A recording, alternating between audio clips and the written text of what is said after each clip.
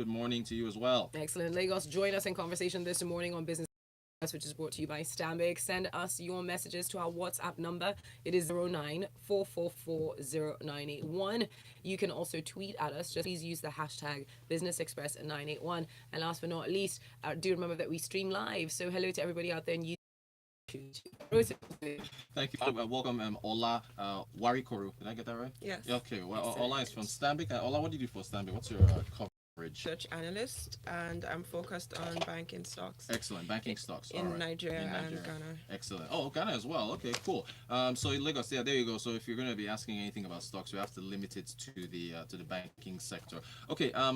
See what I said yesterday. Remember, we were talking about the public holiday and the global meltdown in stocks. We dipped yesterday, Wednesday, and we wiped out all our gains that we made on Friday and Monday. So I'm just hindsight is 2020, but I'm thinking if we had traded on Tuesday, we would have been down. But anyway, 0.78% is where we closed. That is in the red zone. 31,969. We are down by 1.53% for the month. We are down by 16.4% for the year. We are at 362 odd naira to the dollar. So that's the market activity for yesterday. All right, Ola, let's talk about inflation. A bit of a surprise. Inflation moderated downwards yesterday for October. What happened there? Yeah, that was definitely a surprise. So actually last month everyone kind of expected that it would still be on a downward trend, right, and then it would have picked up this month. But it went the opposite way, right, where it went down this month instead. Okay. So what were we seeing as far as I guess factors that played into that? So I guess the main thing was that food inflation actually declined. Okay. And part of the reason for that was there were stable prices. Okay. And there was also the widespread rainfall that we've all experienced, and that was supportive for agricultural output. Okay. In addition to that, even though it's not been a dramatic improvement, but there's been that reduced insurgence. Right, the whole herdsman thing. Yes, okay. And so that was definitely supportive of food prices. Okay. There's also been an increase in farming activities ahead of end of year sales. So there's been a lot of activity around breeding of poultry, and that has also been supportive. Okay. So what were the figures now? I think it was 11.26 for September for October, excuse me, as opposed to 11.28 in September. So slight moderation there. Okay, but as far as outlook, what do you guys see for where we're going towards for closing the year out, I guess? I mean, definitely it still has room to go up. Yeah. But on average, as we look at 2018, we think that inflation would average around 12% for the whole year. For the whole year, okay. And of course, election spending has to probably play a role somewhere in there, since INEC has allowed the campaigns to begin. So we'll see how that goes. Okay, moving on to the CBN's third quarter economic report.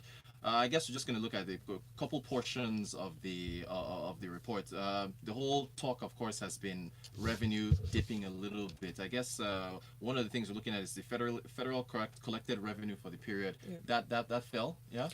Yes. So that declined, and one of the reasons for that is so if you look at oil output, right, in inflows for the third quarter I'm showing that also. What was it? 20% dip from the second quarter of the year. Is what we're saying? Yeah. Yeah. Okay. Well, so what are we seeing there? It's been a trend since about April, May, and one of the factors for that has been we've seen the Fed hike rates over the last couple of months, and I think they still have room to do one more hike. Okay. And it's just it's a game of how your sentiment around the economy as well. So if you're a portfolio investor, you might want to stay in the US and gain on the increase in rates versus going into an economy that you have a lot of perceived risk. Right. So I guess that's one of the factors that definitely had a play in that. And it's not only Nigeria that has experienced this. So other emerging markets have also experienced similar trends in terms of FX outflows. Okay. All right. If anyone's curious, it was 2.52 trillion that we brought in as far as federally collected revenue revenue in the third quarter of the year. As far as what they budgeted, I think they were looking at 3.32 trillion, so a 24% dip there. I'm sure. Okay. Also, I guess one of the main portions of the FX inflows that fell was the autonomous inflows, right? So, of course, again, oil receipts make up part of it, but I think we saw the biggest dip in autonomous autonomous sources, inflows, FX inflows coming in. So again, it speaks to what you just spoke about with investors moving out there. CBN is doing all they can in order to try and stem the flow. Folu, all right, we've got messages coming in. Gbenga Kamu first in to say rice is being smuggled on right, left hand, center in Nigeria. So on those figures on increased rice production, the country is not. What we have is increased smuggling, and that is what is keeping prices down and stable, says Gbenga. Interesting. While Paul says, which banks have the highest MPS and which can guarantee a capital appreciation in the long run? MPS, or do you mean NPL, Paul? Non-performing loans? What MPS? I'm not. So I think he probably means NPL, so non-performing loans. Right. Okay. Well, I think that's the tier 2 banks that have the highest ones, don't they? Yes. Yeah? But then you also have First Bank has much higher NPL ratio compared to tier 1 peers. Right. And for a lot of the banks, that was really linked to the oil and gas exposure that they did have. And when we had the decline in oil prices, that had an impact. But in addition to that, so for the banks that have exposure to upstream oil and gas assets, they've actually seen a positive trend this year because of oil prices. Okay. But unfortunately, for the banks that are heavily invested in the midstream sector, so they've had more NPLs coming through from there. Interesting. We also had a quick tweet in from Sheo Salami who says, please, what's happening with the Diamond Bank? Would you advise a buy, hold, or sell? We spoke about Diamond Bank, I think, for 2 weeks straight last week, or in fact last couple of weeks. The couple analysts that we've had on the show, they've been cautious of a Diamond Bank, but I don't know. Ola, where do you stand on Diamond? So we've also we've had a sell on Diamond. Sell. So yeah. I haven't heard any buys. And Paul comes back in to say the MPS he was talking about is market price per share. That's what he's asking. Okay, so which banks has the highest market price per share? What's the GTB? 36 naira. Stanbic, you can't talk about Stanbic, right? You can't really. Stanbic, it's a little higher than that. So I think those in that space. But we're going to actually get to. You have picks in the banks, yeah? Yes. Okay, we'll get to that because I want to get to this very interesting story on airlines. So did we touch on the World Bank? Let's do the World Bank really quickly. Okay. So there are some states that may not get a grant from the World Bank, which is in the amount of $700 million. Ola, what are we seeing here? What's the conditions for them to receive this large amount of money? So grants are non-repayable loans, and I think it's only fair that there's that transparency to be seen with the state government. So what they're proposing here is that the states must publish their accounts and their budgets, and it must be done before February 2019. Okay. But so that's for the 2018 figures. Right. But for 2017 figures, they want to see that before December 2018. I think it's a good step in transparency and accountability. And I guess the only slight concern,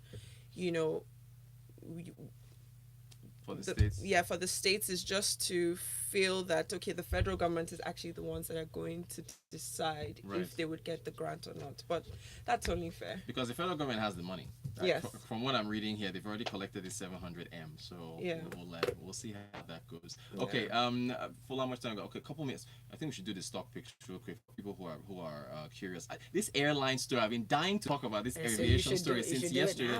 No, but I want to answer our listeners. So please, what picks do you like in the banking sector? Okay, so in the banking sector, our preferred picks are GTB and Zenith Bank. Okay.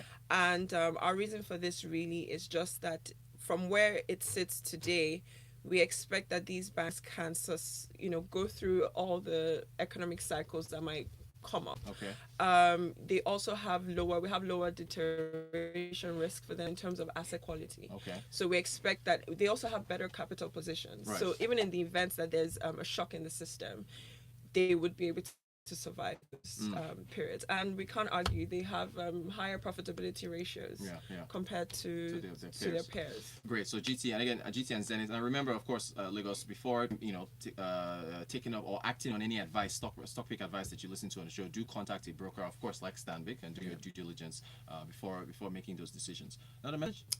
No, because you want the response off air. So Rainmaker, we can trust her. Okay, yes. so really quickly, we'll deal with this again. But the aviation sector, Ola, what this story that we're seeing here, where the Guardian did an investigative report. What are they finding there as far as the aviation sector is concerned?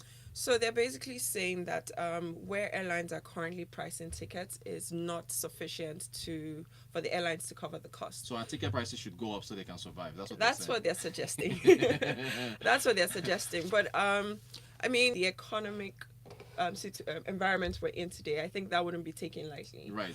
Incomes haven't gone up. People are not making more money, right? Yes, but then you can also argue that, does this mean that if the airlines are able to earn more money, then they would be better, there'll be better service for customers. Right. So it's going to be that balance of choosing what is the best option. Interesting stuff. All right. So Ola Warikoru, did I get that right? Yes. All right. Thank you so much from Stanbic for joining us today. Rainmaker, I'll definitely respond to you. I guess on WhatsApp with your question.